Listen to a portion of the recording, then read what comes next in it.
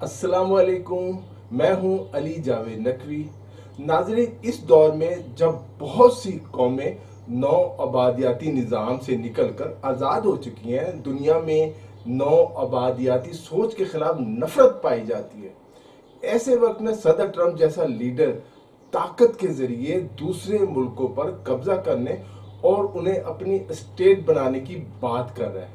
یعنی روس کو یوکرین پر حملے کے لیے تنقید کا نشانہ بنانے کے بعد اب وہ خود گرین لینڈ پر قبضہ کرنا چاہتا ہے۔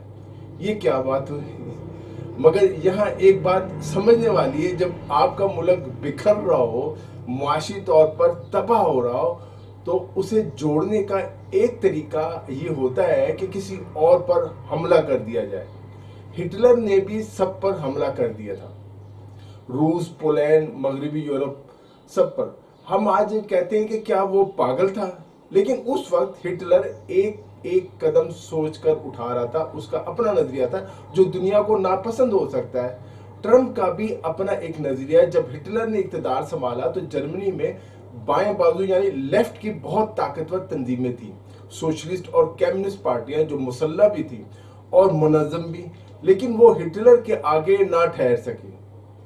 لیکن امریکہ میں آج لیفٹ کی کوئی ایسی تنظیم یا تحریک موجود ہی نہیں، تو اس کا مطلب ہے کہ فاشزم امریکہ میں زیادہ آسانی سے آ سکتا ہے۔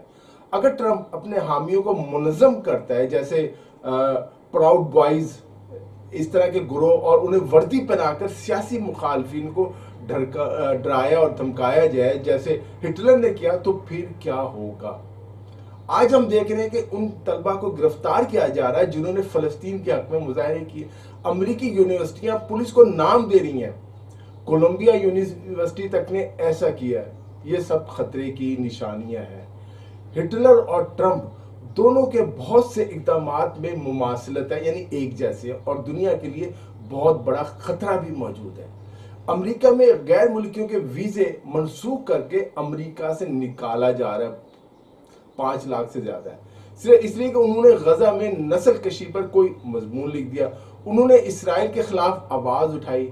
یہ وہ لوگ ہیں جو پرامن قانونی سیاسی اظہار کر رہے ہیں اور اب انہیں نشانہ بنایا جا رہا ہے۔ امریکہ میں صدر ٹرمپ کے خلاف اپوزیشن بھی آوازیں نہیں اٹھا رہی، سب چپ ہے۔ امریکہ کی سپریم کورٹ نے بھی ٹرمپ کے فیصلوں کی حمایت کی ہے۔ یہ دنیا کے لیے بہت ہی خطرناک صورتحال ہے، سب چپ ہے۔ لوگوں کا خیال ہے کہ کینیڈا ہمیشہ سے امریکہ کا اتحادی رہا ہے اور میکسیکو بھی ایک طرح سے امریکہ کی ماتحت ریاست ہے۔ تو پھر صدر ٹرمپ ان کے خلاف کیوں ہو رہے ہیں؟ ان کی توہین کیوں کر رہے ہیں؟ ٹرمپ اپنے دوست ممالک کے وزرائے اعظم کو گورنر کہہ کر مخاطب کر رہے ہیں، جیسے ٹرمپ ان ریاستوں کے سربراہ ہوں، حالانکہ آزاد ممالک ہیں۔ یہ بات کیوں کہی جا رہی ہے؟ صدر ٹرمپ گرین لینڈ اور ڈنمارک کے لوگوں سے کہہ رہے ہیں کہ میں اسے لینے والا ہوں، قبضہ کرنے والا ہوں، مجھے چاہیے اور میں اسے لے کر رہوں گا۔ یہ رویہ ایک ڈوبتے ہوئے شخص کا ہے جو مرنے سے پہلے بچنے کے لیے کسی لائف جیکٹ کی تلاش میں ہوتا ہے، ہاتھ پیر مار رہا ہوتا ہے۔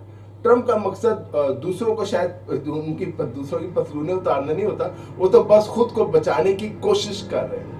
آج دنیا کے بہت سے ممالک جس نظر سے امریکہ کو دیکھ رہے ہیں وہ نفرت سے بھرا ہوا ہے۔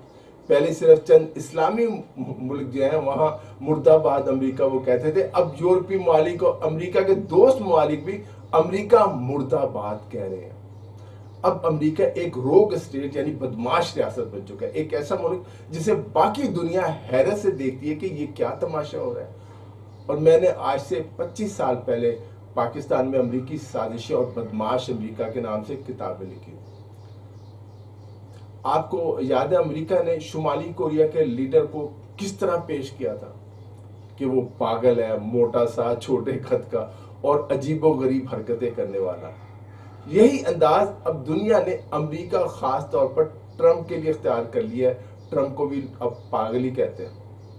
ٹرمپ کہتے ہیں کہ میں پاناما کینال واپس لینے جا رہا ہوں، میں گرین لینڈ کو ڈنمارک سے لے لوں گا، میں کینیڈا کو کینیڈین سے چھین لوں گا، امریکہ کی 51ویں ریاست بنا دوں۔ اب بتائیے کیا ہو رہا ہے؟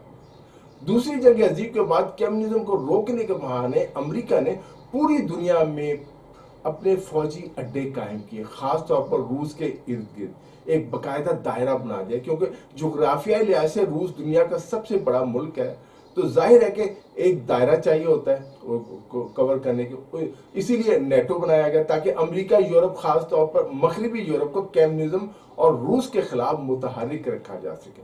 مگر اصل ستم ظریفی یہ ہے کہ جو پالیسی دوسروں کو روکنے کے لیے بنائی گئی تھی وہ خود امریکہ کو روکنے اور تنہا کرنے کا باعث بن رہی ہے۔ امریکہ تنہا ہو رہا ہے، امریکہ کو سیاسی اتحادیوں سے گھیرنے کی تیاری ہو رہی ہے، اور ان اتحادیوں میں امریکہ کو دشمن سمجھا جا رہا ہے۔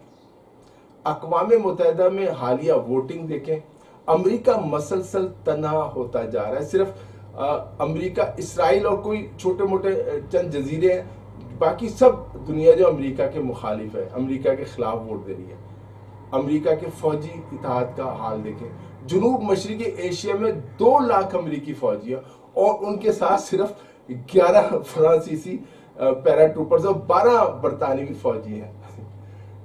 یہ امریکہ کے ساتھ ایک مذاق ہی ہے، مگر یہ مذاق عجیب و غریب شکل اختیار کر رہا ہے۔ اب یورپی ممالک خود کو دھوکہ کھایا ہوا محسوس کرے، امریکہ بالکل اکیلا کھڑا، اس نے اپنے قریبی ہمسایوں کو بھی ناراض کر دیا۔ گرین لینڈ، میکسیکو، کینیڈا کے وزیر اعظم جو کبھی امریکہ کے اتحادی تھے، اس کے خلاف بول نہیں سکتے تھے، آج امریکہ کے خلاف کھل کر بول رہے ہیں، ٹرمپ کو برا بھلا کہہ رہے ہیں۔ دنیا بدل گئی ہے، امریکہ کے جو ہے بہت سے ملکوں سے اب اس کی دوستی ختم ہو چکی ہے، امریکہ کے ان سے تعلقات اب پہلے جیسے نہیں رہے۔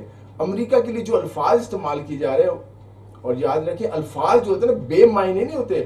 اگر آپ کبھی فرائیڈ یا نفسیات کا مطالعہ کریں تو آپ کو پتہ چلے گا کہ الفاظ آپ کی شخصیت اور دوسروں کی سوچ کو کتنی طاقت سے متاثر کرتے ہیں۔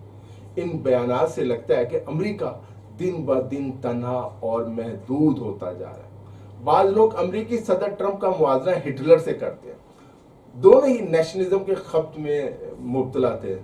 ہٹلر کہتا تھا میں جرمنی کو پھر سے عظیم ملک بناؤں گا، ٹرمپ کہتے ہیں میں امریکہ کو پھر سے عظیم ملک بناؤں گا۔ انہوں نے ٹوپی بھی لال رنگ کی جو پہنی ہوتی ہے اس پہ بھی یہی لکھا ہے۔ دونوں کو اپنی قوموں کے علاوہ دنیا کی کسی دوسری قوم کی فکر نہیں تھی۔ جس طرح ہٹلر کو روکنے کے لیے دنیا اکٹھی ہوئی، اسی طرح لگتا ہے ٹرمپ کو روکنے کے لیے دنیا کے بہت سے ممالک متحد ہو جائیں گے۔ بہت سے دانشور کہتے ہیں کہ صدر ٹرمپ کی حیثیت ہٹلر کے مقابلے میں کوئی خاص نہیں ہے، وہ خود کوئی بنیادی عنصر ایلیمنٹ نہیں ہے، بلکہ ایک رد عمل ہے جو ٹرمپ ہے، وہ صرف ایک لمبی زنجیر کا آخری جو کڑا یہ کڑی ہے، وہ کسی چیز کی شروعات نہیں بلکہ انجام ہے۔ وہ ان درجنوں دباؤ کے درمیان کھڑا ہوا ہے جو اس پر ہر طرف سے آ رہے ہیں۔ امریکہ میں مزدور طبقہ شدید مایوسی میں کوئی ان کو اس صورتحال کے لیے تیار نہیں کر پایا۔ یہ امریکی معاشرتی کمزوری اور اس کا ذکر کرنا بھی منع ہے کہ امریکی ایک سلطنت تھے، اور ہر سلطنت کی طرح امریکی سلطنت بھی زوال پذیر ہے۔ کیوں؟ کیونکہ دنیا کی ہر سلطنت زوال کا شکار ہوئی ہے۔ تاریخ اٹھا لے، اور کیا واقعی آپ یہ شرط لگانا چاہتے ہیں کہ امریکہ واحد استثناء ہوگا؟ ہرگز نہیں۔ اگر نہیں تو کیا یہ زوال ابھی شروع ہو سکتا ہے امریکہ کا؟ ہمیں یہ سمجھنا ہوگا کہ دنیا میں جو کچھ ہمیں نارمل لگتا ہے وہ دراصل تاریخی لحاظ سے نارمل نہیں ہے۔ جنگ عظیم دوم کے بعد سے جو استحکام اور خوشحالی دنیا میں نظر آ رہی ہے وہ ایک غیر معمولی دور ہے جو اب بدلتا ہوا محسوس ہو رہا ہے۔ خطرہ یہ ہے کہ اگر دنیا میں کوئی طاقتور اور بااختیار لیڈر نہ ہو، ملک نہ ہو جو استحکام کو قائم رکھنے کے لیے نہ صرف طاقت رکھتا ہو بلکہ ارادہ بھی رکھتا ہو، تو پھر دنیا غیر مستحکم ہو جاتی ہے، بہت سے چھوٹے چھوٹے بدماش بن جاتے ہیں، اور دنیا تیزی سے غیر مستحکم ہو رہی ہے۔ صدر ٹرمپ بار بار کیوں پاک بھارت جنگ بندی کا کریڈٹ لے رہے ہیں؟ کیونکہ دنیا میں کوئی اور نہیں ہے۔ ٹرمپ بھی دنیا پر کنٹرول کھو چکے ہیں۔ ٹرمپ وہ پہلے صدر نہیں ہے جنہوں نے اس سسٹم کو نقصان پہنچایا ہے جو خود امریکہ نے بنایا تھا۔ امریکہ کے اسٹریٹجک ساکھ جو ہے اوباما کے دور میں ہی کمزور ہونا شروع ہو گئی تھی۔ امریکہ نے دنیا کو چلانے کے لیے جو نظام بنایا تھا اب خود ہی اسے تباہ کر رہا ہے۔ امریکہ کی جگہ اب چین دنیا کی قیادت کر رہا ہے۔ چین اصل مسئلہ صرف ٹیرف پالیسیاں دنیا بھر میں بے چینی پیدا کرنا نہیں ہے، بلکہ یہ ہے کہ امریکہ اتنا زیادہ قرض لے چکا ہے کہ اس کے ڈیفالٹ ہونے کا خطرہ پیدا ہو گیا ہے۔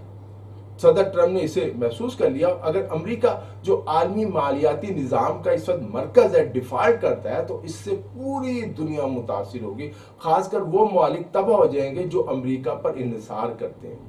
ایک امریکی مورخ ہے نائل فرگوسن، انہوں نے فروری میں ایک مضمون میں فرگوسن کا قانون بیان کیا. اس کے مطابق جب کوئی ریاست اپنی فوج سے زیادہ رقم اپنے قرضوں کی ادائیگی پر خرچ کرنے لگتی ہے تو اس کا زوال شروع ہو جاتا ہے. امریکہ نے یہ حد 2024 میں عبور کر لی تھی، اس کا زوال شروع ہو چکا ہے. اس کے بعد ریاست دو طرح سے کمزور ہوتی ہے، ایک تو فوجی میدان میں، دوسرا اندرونی طور پہ. یہ وہ مقام ہے جہاں امریکہ اب دشمنوں کے لیے ایک ممکنہ ہدف بن سکتا ہے. چین امریکہ سے زیادہ طاقتور ہو چکا ہے اور ہم سب کچھ پہلے ہی دیکھ رہے ہیں، جیسے سائبر حملے ہیں، انڈر سی جو کیبلز کا اس کا کاٹنا ہے، یوکرین پر حملہ ہے اور نیٹو کو کمزور کرنے کی کوششیں ہیں. چین اور روس اپنے مفادات کے لیے کام کر رہے ہیں. پیسیفک میں بھی چین فلپائن سے اپنے علاقے واپس لے رہا ہے. تائیوان بھی چین کا حصہ بن جائے گا، آپ دیکھیے گا. لداخ، مقبوضہ کشمیر کے بعض حصوں پر بھی چین کا دعویٰ ہے اور آپ دیکھیے گا وہ لے لے گا. لیکن امریکہ بے بسی سے سب کچھ دیکھ رہا ہے اور عملاً کچھ نہیں کر پا رہا. اگر آج پاکستان اور چین دونوں ملک امریکہ کو آنکھیں دکھاتے ہو، امریکہ ان کا کچھ نہیں کر سکتا.